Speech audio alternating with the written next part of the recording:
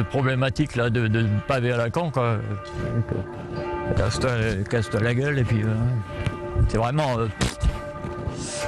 Bon, et puis là qu'on vient de pas me dire qu'il faut que je passe ailleurs parce que j'ai un peu de mal quand même à passer ailleurs, quoi. Entre les deux terrasses, ça va être difficile. Colmar, avec ses vieux pavés, n'est pas la panacée pour les personnes en situation de handicap.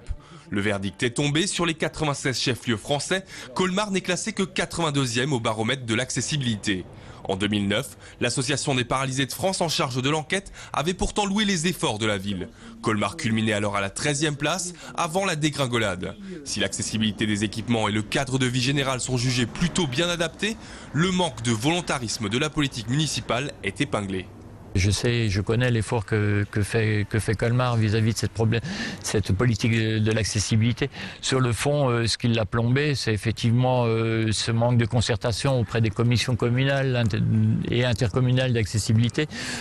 C'est pas pour faire de la réunionnite aiguë, mais les textes de loi l'imposent et il est vrai que ça n'a pas été mis en œuvre. Ainsi, depuis 2009, la commission communale sur le handicap ne s'est jamais réunie.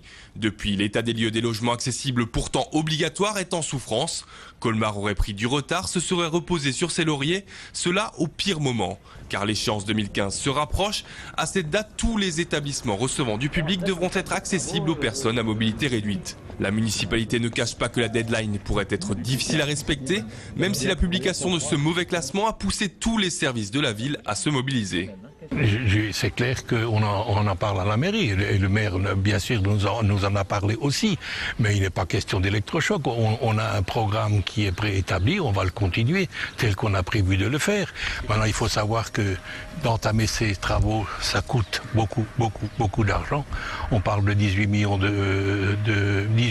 d'euros. C'est pas rien. On se retrouve devant les chiffres, les chiffres parlent.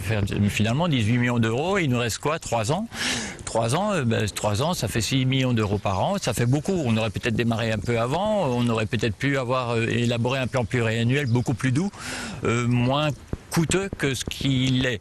En France, à un peu plus de 1000 jours de l'application de la loi dite d'égalité des chances, seuls 15% des établissements recevant du public sont actuellement accessibles. Et on reste sur le trottoir.